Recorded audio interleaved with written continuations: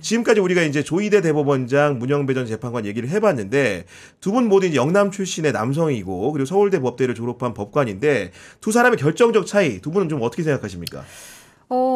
일단은 권위와 탈권위 이렇게 좀 얘기를 해보고 싶은데, 그러니까 그 조희대 대법원장이 처음에 대법관 청문회를 할 때 되게 인상적이었던 문답이 하나 있어서 좀 소개를 한번 해드리자면, 음. 이 우리 법관 구성의 다양화 이제 이런 부분들은 굉장히 중요하다고 계속 얘기를 하잖아요.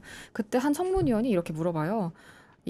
또 조희대 대법원장 자체도 당시 대법관이 될 때 그 서우남이라고 일컬어지는 서울대 50대 남성 뭐 이렇게 그 포지션일 때 지명이 됐었던 거잖아요. 근데 서울대 50대 남성 법관으로 구성된 엘리트 일변도의 대법원이 국민과 동떨어져 있다. 또 음. 비서울대 또 지방 출신 법관 여성을 넣으면 다양화된다고 생각하지 않느냐라고 물어보니까 이제 그거 그렇지는 않습니다. 이렇게 답변을 하면서 미국의 이제 연방 대법원이 9명의 법관이 있는데 이 중에 6명이 당시겠죠? 네. 6명이 하버드 로스쿨이다. 3명은 예일대 로스쿨이다. 이게 사고의 다양성이 중요한 거지 학교나 어떤 인위적으로 성별을 분배하고 이런 것들은 별로 고려하고 있지 않다라고 하는데 사실은 그런 출신의 다양화 없이 사고의 다양성을 어떻게 도모할 수 있는가에 대해서는 굉장히 좀 의문이 남더라고요.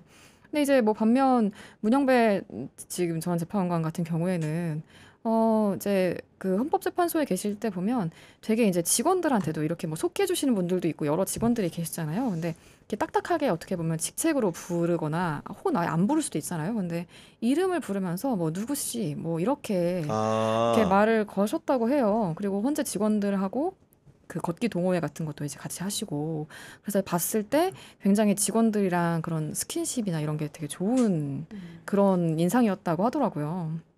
그리고 뭐 이렇게 평의철 같은 거를 까먹고 한번 어. 들어와가지고 얘 약간 어떻게 보면 그 조금 이렇게 허당 같은 면도 있으시네. 평의철이라는 평의를 거는 이렇게 평이한 내용이 그렇죠 담긴 그 그렇죠. 서류철을 얘기하는 거죠. 그걸 이제 갖고 들어와야 되는데 안 갖고 들어와서 뭐 이제 옆에 있는 사람 거 뭐 보고 이제 이런 적도 뭐 있었다고 하더라고요.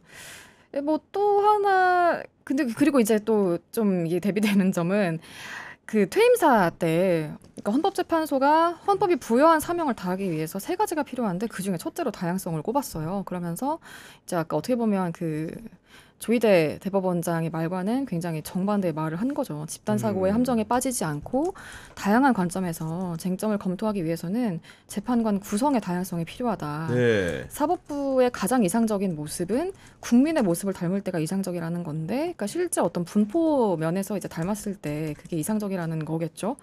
이제 그렇게 하려면 소수자를 대변할 수 있는 사람을 추천위원회에 넣거나 사법행정권자가 의지를 가져야 한다. 음. 라고 말을 했고, 뭐, 이제 또 하나 좀 말씀드리고 싶은 거는, 이게 좀, 모르겠습니다. 이게 그 문헌주의라고 아까 이제 뭐 그런 표현도 나왔는데, 이 진짜 그 문자로 쓰인 어떤 정말 그 법의 형식적인 논리 이제 이런 것들에 천착하다 보면 또 굉장히 독창적이고 사람들이 생각하지 못했던 아름다운 법 논리가 탄생할 수도 있겠다고 생각은 해요.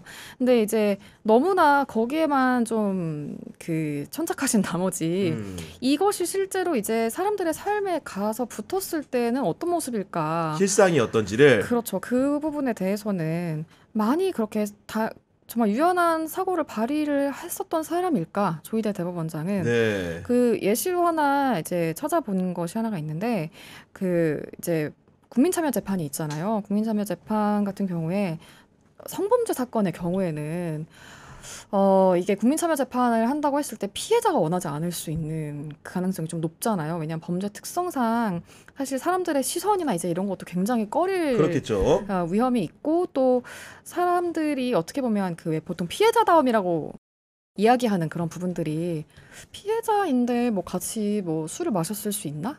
뭐 같이 그래도 어딜 갔었는데 뭐 이런 예단이 좀 많잖아요. 이런 부분 때문에 꺼리는 것이 이제 일반적인데 본인이 주심을 맡았었던 그 소부 사건에서 그런 결정문을 쓴 게 있어요.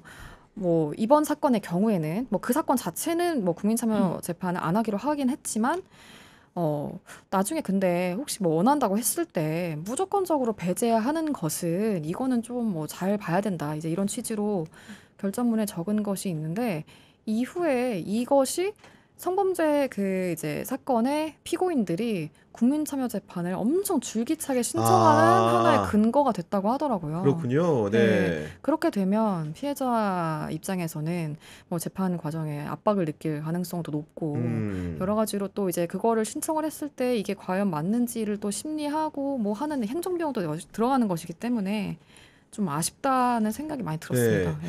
그 우리 유설희 기자는 두 사람의 그런 결정적인 차이 좀 어떻게 분석하고 있습니까? 네, 저는 영화 명대사를 한번 정리를 오. 해보려고 하는데 제가 굉장히 좋아하는 영화 곡성의 네. 명대사가 있잖아요. 이거 마지막 멋이- 아니거든요. 알고 있죠. 네, 멋이 중한디, 멋이 중한디. 근데 저는 조희대 원장이 멋이 중한지를 잘 모르고 문영배 소장은 멋이 중한지를 안다. 아, 이렇게 야, 좀 정확한 비유다. 네, 이렇게 좀 정리하고 싶은데, 그러니까 조희대 원장 같은 경우는 대선 개입 의혹과 관련해서 국감에서 계속 질의가 이어지니까 천대엽 법원 행정처장이 이렇게 방어를 해요. 이거는 신속한 재판의 원칙을 지킨 거다. 근데 저는 법원이 좀 작은 정의만 보고 큰 정의를 놓치고 있다고 보거든요.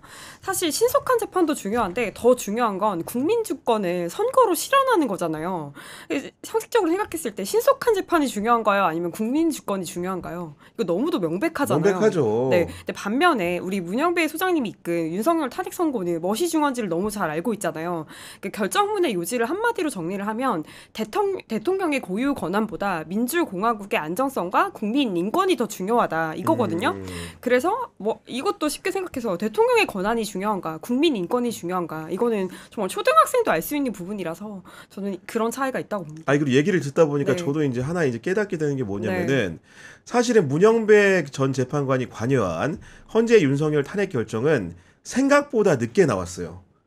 그렇죠. 여러 가지 이제 그래서 다들 사실은 뭐 대드락설이니 대드락설도 뭐니 여러 얘기를 했는데 맞아요. 우리의 기대보다 너무 늦게 나왔지만 완벽한 결론을 가져온 것이고 조희대 대법원의 그 결정이라는 것은 누구도 그렇게 빨리 나올 줄 몰랐는데 정말로 빠르게 나왔는데 엉터리 결정을 했다는 점에서 그렇네요. 정말로 그 중요한 그 판결이나 결정에 대해서 천양지차가 있을 만한 네. 두 사람과의 간극이 있다 이런 설명을 좀 드리는 것이고 결국은 조희대가 대법원장을 임기를 마치고 나가던 중간에 물러나든 간에 차기 대법원장 얘기를 안 할 수가 없는데 문영배 전 재판관의 이름이 거명되고 있는 것도 사실입니다. 네, 뭐 사실은 이제 문영배 소장이 언론 인터뷰에서는 대학에서 학생들 가르치고 싶다라고 밝히시고 실제로 카이스트 교수직도 제안을 받으셨다는 기사도 나왔는데 저는 교단에 서는 일 말고 좀 다른 일을 하실 가능성이 높지 않나. 사실 법조계에서 제가 좀 물어보니까 대법원장 플러스 감사원장 얘기도 나오더라고요. 아, 감사원장도 네, 그 얘기도 나오고 있습니다. 전직 이제 최재형 원장 같은 경우에 판사 출신이기 때문에 네. 전례가 또 없는 게 아니기 때문에 그런 네. 선택을 할 수도 있겠다 이런 생각이 듭니다. 마지막으로 인물비상구의 시그니처 코너죠. 한 줄 평으로 이야기 마무리하도록 하겠습니다. 먼저 유경선 기자부터 부탁드립니다.